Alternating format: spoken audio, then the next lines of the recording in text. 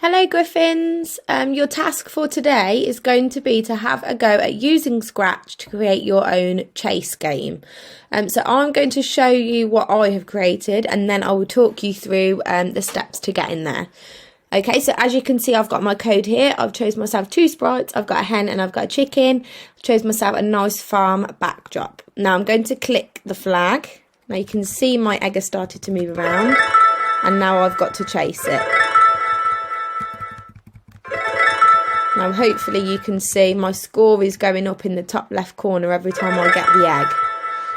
Okay, so we'll pause there and then now I'm going to show you what you need to do. So first thing you're going to need to do is you're going to need to open up Scratch. So you can get that on any device, just if you search in Google Scratch.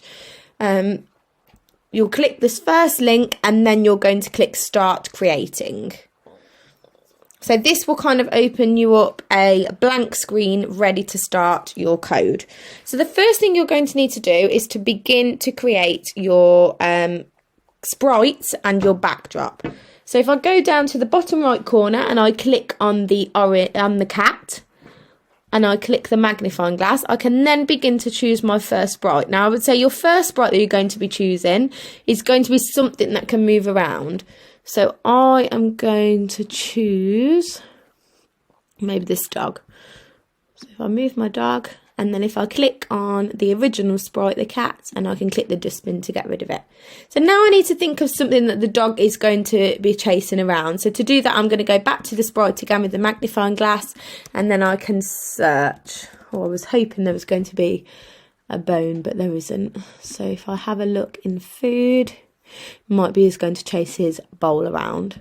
So here is going to be my dog, here is going to be my bowl. Now if you've got your sprite and for any reason it's too big, obviously you can edit the size just here, and that's really handy if you've got a sprite that's quite big and actually you want it to be quite small, especially if you're doing a chase game, otherwise it'll catch it very easily. So now I'm going to need to think about my backdrop. So I do that again in the bottom right corner, I go up to the magnifying glass and then I can choose a backdrop. So I am going to go, I'll go with the school. So the dog is going to be chasing his bowl at school. Okay, so I've positioned my backdrop and my sprite and I am ready to begin starting my code. Now obviously we know that with the chase game we're going to have our sprite moving around and we're going to need to code that first of all to work with our arrow keys. So to do that we're going to obviously click on the dog so that we know that we're coding the dog to begin with. We're then going to click on the yellow spot on the left hand side, which is events. Okay, now you're going to need to drag 4 of these that say when the space key is pressed. So if I drag it over, I'm just going to separate them slightly and I'm going to need 4. Now hopefully you'll have realised you need 4 because you've got 4 arrow keys on your keyboard. You have an up, a down, a left and a right. So now I need to change these rather than saying the space. So if I click on where it says space, it then gives me some alternative options. So I'm going to say right, left, up and down. So I'm saying when I click the keys, what do I want it to do? Now I want it to change my position. So that's going to come under this motion section.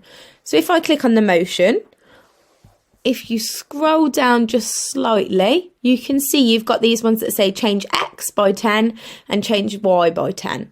Okay, now to go right, you're going to need to change your X by 10. Okay, now to go left, you're going to need to change it by -10. Okay, because rather than going to the right by 10, you're then going to go backwards by 10, so to the left. Okay, with your up arrow, you're going to need the Y, so you're going to change Y by 10. Then I wonder if you can work out what our other one is going to be. If we had 10, -10, 10, -10 as well, so it'll be -10 for the down. So now if I just have a try, if I'm clicking my left, it is going left. If I'm clicking my right, my dog is going right. If I click up, it will go up. And if I click down, it's going down. So my arrow keys are all working. So I can see that my code so far is beginning to take place. But obviously I need to make my bowl move around. So now if I click on my bowl, I can begin thinking about my code for the bowl. So this time you're going to need the yellow spot again. You're going to need the when the flag is clicked. But this time you're going to want your bowl to glide to a random position. So again, in the blue spot, you drag over your piece, click it together like a jigsaw. And this time, if I click my flag, my bowl will move.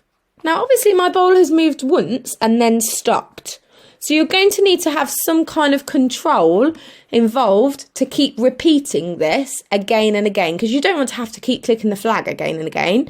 So if I click on the orange spot, I can then use this forever tab and slot it around the glide, which means this time when I click my flag, my bowl is going to keep moving around continuously, keep gliding to different positions, which is great then because I can have my dog to start moving around. Now obviously that's brilliant, but it's not tracking any score, it's not doing any sounds, it's not really a game as such as yet. So now I'm going to need to think about adding some more codes to my game. So if I click on my dog again, this time I'm going to go onto the yellow spot. I am going to drag over the when the flag is clicked. And I'm going to use this forever tab. And I'm also going to use this if tab. Okay, because what I'm going to do is I'm going to think about if my dog then touches the bowl, what do I want it to do? So I am going to go down to sensing, which is saying when it touches something. So if I drag over this kind of funky, different shaped code block, I'm going to say when the dog touches the bowl, what do I want it to do then? Now, the first thing I want it to do is I want it to make a sound. Now, to include your sound, you need this sound bar at the top up here. And you can have a search for some sounds of your own. Now, there is absolutely loads. So you might want to have a think about what sort of noise you want it to make. Now, I want mine to make a bite noise. So if I select the bite, okay, when I go back to my code, I can then click on the sound button, which is kind of the pinky purple, and I can say I want it to now play the sound bite until it's done. If you want to change the sound, you can click on the drop down like the others and you can edit it. So now if I give it a try now, I'm going to click my flag. You can see it starting to do my sound now, which is a bit more interesting.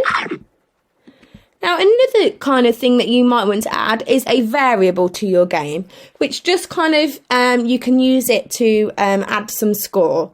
So if I click on the variable, so that's kind of the dark orange at the bottom on the left-hand side, first thing you're going to need to do is you're going to click to make a variable.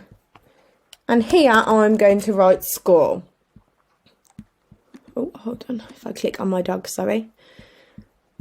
Make a variable, score, and then click OK. So now you can see in this top left corner, I've got my dog score here, okay? If I then drag over, every time I touch the bowl, I want it to play the sound, and then I want it to change my score by 1. Okay, so hopefully this time when I click the flag, if I use my arrow keys to move my dog, hopefully every time I touch the bowl, my score should go up. So let's have a go. Okay, you can see it's gone up by 1. Gone to 2. Now, this might be something really good that you can have a go at creating. Maybe get some siblings in your family, maybe even your parents to have a go at your game. And hopefully you can have a go at making some different levels. You might begin with having like a dog theme. You might then have an underwater theme or a farm theme. There's lots that you can do with this. And it might be that you want to experiment with some different sounds, different variables.